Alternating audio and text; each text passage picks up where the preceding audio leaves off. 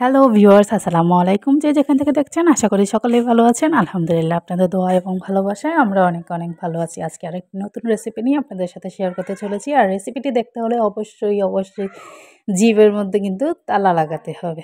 জিভের জল আটকে রাখা যাবে না, তাই না? দেখেই নিশ্চয়ই বুঝতে পারতেছেন।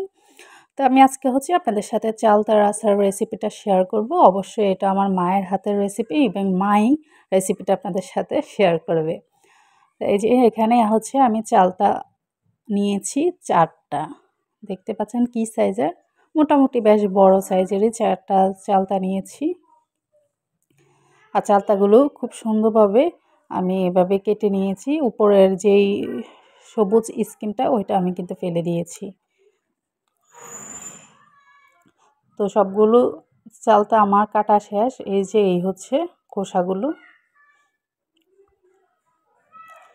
তো এখন আমি একটা হাঁড়ি বসিয়ে দিয়েছি আর দিয়ে দেব পরিমাণ মতো শুকনো মরিচ। এখানে প্রায় 20টার মতো শুকনো মরিচ আছে। 15-20টা শুকনো মরিচ দিয়ে দিবেন, যে যেমন ঝাল খাইতে পছন্দ করি। আচারের মধ্যে কিন্তু টক ঝালটা ব্যালেন্স থাকলে অনেক ভালো লাগে, ঝালের পরিমাণটা কম হলেও তেমন কিন্তু ভালো লাগে না। তো আমি একটু নেড়ে টেলে নিলাম। শুকনো মরিচগুলো টেলে নিতে হবে, অবশ্যই আমি না, আমার মা টালতেছে। যাই হোক, শুকনো মরিচগুলো টালার পর এখন আমি আরও কিছু উপকরণ অ্যাড করে দেব। এখন আমি এখানে আমরা যেটাকে গুয়ামরি বলি, আপনারা কি বলেন আমি অবশ্য জানি না। আপনারা দেখে নিশ্চয়ই বুঝতে পারতেছেন আমি গুয়ামরি দিয়েছি। আর জিনিসটাকে যদি অন্য নামে চিনেন তাহলে অন্য কিছু, কিন্তু জিনিস একটাই, নাম হয়তো ডিফারেন্ট হতে পারে। আর যে মশলাগুলো আমি অ্যাড করব, সরিষা নিয়েছি, সাদা সরিষা, আর নিয়েছি ধনিয়া, আস্ত ধনিয়া নিয়েছি, আর এখানে শুকনো মরিচ, আর গুয়ামরি, আর কয়েকটা কালো গোলমরিচ দিয়েছি। এখন সবগুলো মশলা একসাথে আমি খুব সুন্দরভাবে টেলে নিব। টালতে গিয়ে আবার যেন পুড়ে না যায়, ওইদিকে অবশ্যই খেয়াল রাখতে হবে। এই সময় চুলার আঁচ মিডিয়াম টু হাই করে রাখতে হবে। বেশি বাড়িয়ে দিবেন না, আবার কমিয়েও দিবেন না। মশলাগুলো খুব সুন্দরভাবে তেলে ব্লেন্ডারে সাহায্যে আমি ব্লেন্ড করে মশলা করে নিব। ব্লেন্ডারে যখন ব্লেন্ড করবেন মশলাটা কেমন হবে সেটাও কিন্তু আমি একটু পরে আপনাদেরকে দেখিয়ে দিব। আপনারা চাইলে পাটায়ও পিষতে পারেন।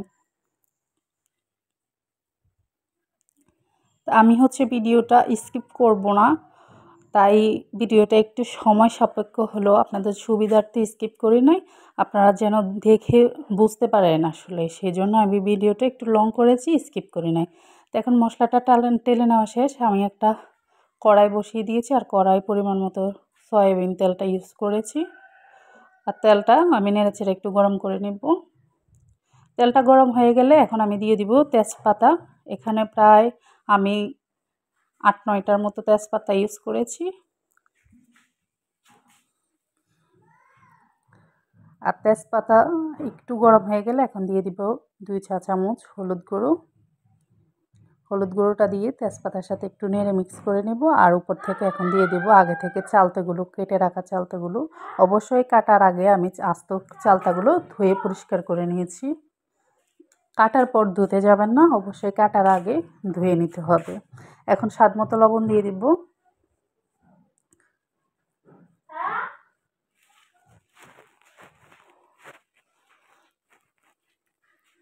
আর লবণ দেওয়া হয়ে গেলে লবণগুলো সম্পূর্ণ চালতার সাথে মিক্স করে নেব।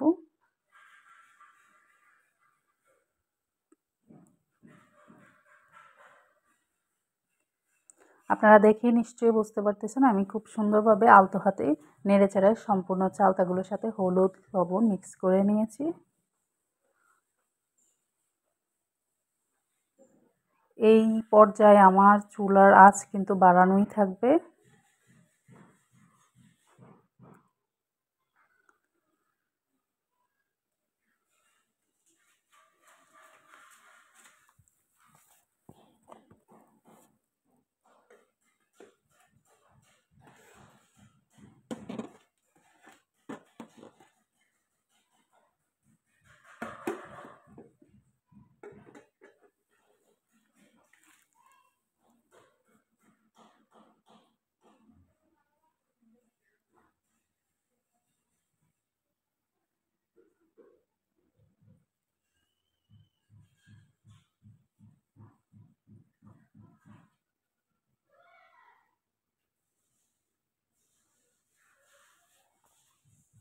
এখন হচ্ছে আমি চিনি দিয়ে দিব, যেহেতু আমি এটা চিনি দিয়ে করব।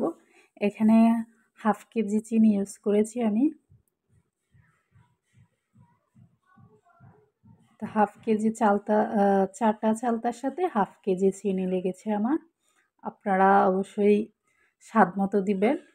আমার টক যদি আরেকটু বেশি রাখার চেষ্টা করেন তাহলে চিনির পরিমাণটা একটু কমিয়ে দিবেন। আর যদি টক মিষ্টি ঝালের ফ্লেভারটা যদি ব্যালেন্স করতে চান তাহলে আমি যেই পরিমাপটা দেখাচ্ছি ওই সেম পরিমাপে করবেন, তাহলে ব্যালেন্সটা ঠিক থাকবে।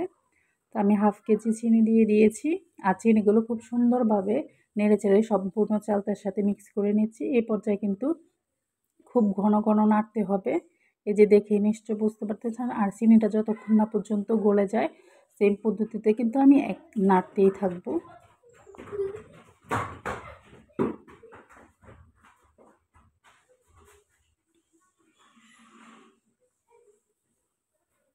এই যে চিনিটা গড়ে পানি ছেড়ে দিয়েছে, কিন্তু আপনারা দেখেই নিশ্চয়ই বুঝতে পারতেছেন।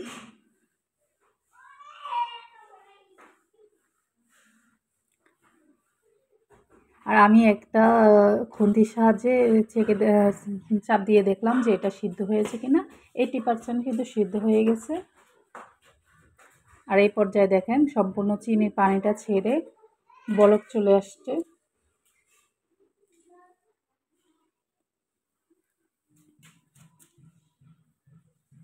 আপনারা আচারটা চুলায় বসিয়ে কোনো কাজ করতে যাবেন না, অবশ্যই আচারের দিকে খেয়াল রাখবেন। আর একটু পরপর নাড়া দিবেন। আমি কিন্তু কন্টিনিউয়াসলি 1 মিনিট অন্তর অন্তর নেড়ে নিয়েছিলাম। এখন হচ্ছে আমি দিয়ে দিব গুঁড়ো মরিচের গুঁড়ো। এখানে হচ্ছে আমি 1 টেবিল চামচের মতো মরিচ গুঁড়ো দিয়েছি। আর মরিচ গুঁড়ো দিয়ে আবারও আমি নেড়ে নিচ্ছি। এখন আমি যে মশলাগুলো বানিয়েছিলাম ওই মশলাটা অ্যাড করে দিব। করার আগে আমি এখানে হচ্ছে আপনাদেরকে দেখাই আমি যে ব্লেন্ডারে ব্লেন্ড করেছিলাম, কি পরিমাণে ব্লেন্ড করেছি দেখেন। একেবারে মিহি কিন্তু করি নাই, একটু আস্তে আস্তে আছে। এই পর্যায়ে হচ্ছে আমরা দিয়ে দিব, একেবারে মিহি করতে যাবেন না। আচারের মশলাটা অনেকেই হচ্ছে আমরা মিহি করে ফেলি, মিহি করলে কিন্তু আচারের যে ফ্লেভারটা নষ্ট হয়ে যায়। তো ওই কাজটা করতে যাবেন না। আমি যেভাবে দেখেছি একেবারে আস্ত রাখবেন না, একেবারে মিহি করতে যাবেন না। আমি যেই পজিশনে দেখাইছি সেমভাবে যদি করেন তাহলে ইনশাল্লাহ আপনাদের আচারের ফ্লেভারটা কিন্তু একদম সেমই পাবেন। তো আচারের মশলাটা দেওয়ার পর আমি আবারও খুব সুন্দরভাবে নেড়েচেড়ে সম্পূর্ণ আচারের সাথে চালতাগুলোর সাথে হচ্ছে মশলাটা মিক্স করে নিচ্ছি। আর মিক্স করা হয়ে গেলে আমি আবারও 5-10 মিনিটের মতো এভাবে রান্না করবো। আমি কিন্তু এই পর্যায়ে ভিডিওটা একটু স্কিপ করে নাই, একেবারে সম্পূর্ণ ভিডিওটা কিন্তু আপনাদের সাথে শেয়ার করার চেষ্টা করেছি। এই যে দেখেন আমি 10 মিনিট রান্নার পর মাশাআল্লাহ কতটা সুন্দর ফ্লেভার অ্যান্ড কালার আসছে, জাস্ট দেখেন। এই পর্যায়ে যে একটা স্মেল আসে না, স্মেলটা যদি আমি আপনাদের সাথে শেয়ার করতে পারতাম তাহলে নিশ্চয়ই বুঝতে পারতেছেন। আফসোস স্মেলটা তো শেয়ার করা গেল না। এখন হচ্ছে আমি নামিয়ে নিব। আচার কিন্তু রেডি। এখন কিন্তু খাওয়ার জন্য একেবারে উপযোগী। আপনারা চাইলে রৌদ্রে দিতে পারেন, কিন্তু হচ্ছে আচার সব ধরনের আচার কিন্তু রৌদ্রে দেওয়া লাগে। অনেকেই বলে যে রৌদ্রে দেওয়া লাগবে না। রৌদ্রে না দিলে কিন্তু আপনি বেশিদিন আচারটা সংগ্রহ করতে পারবেন না। সংরক্ষণ করতে গেলে আপনাকে আচারটা হচ্ছে রৌদ্রে দিতেই হবে। এখন কিন্তু আপনার আচারটা খেতে পারবেন। খেতে পারবেন না তেমন না, কিন্তু খেতে পারবেন। আচার যদি রৌদ্রে দেন তাহলে আচারের মজাটা কিন্তু আরও দ্বিগুণ বেড়ে যায়। তো এই হচ্ছে আমার আচারের ফাইনাল লুক। দেখে জিভের মধ্যে পানি চলে আসছে, তাই না? অনেক লোভনীয় একটা আচার। তা আপনাদের যদি ভালো লেগে থাকে অবশ্যই একটা লাইক দিবেন, একটা কমেন্ট করবেন, ভিডিওটা শেয়ার করে রাখবেন। আজকের জন্য এখানেই বিদায় নিচ্ছি। দেখা হচ্ছে পরের কোনো ভিডিওতে। সে পর্যন্ত সকলে ভালো থাকবেন, সুস্থ থাকবেন। আর যদি নতুন হয়ে থাকেন আমার ফেসবুক পেজটা ফলো রাখবেন, আর ইউটিউব চ্যানেলটা সাবস্ক্রাইব করে পাশে থাকা বেল আইকনটি প্রেস করে অল বাটনে ক্লিক করে রাখবেন, যেন আমি ভিডিও ছাড়ার সাথে সাথেই আপনার কাছে ভিডিওটা চলে যায় আর আপনারা আমার ভিডিওটা দেখতে পারেন। তাহলে আজকের জন্যই বিদায় নিচ্ছি। আল্লাহ হাফেজ।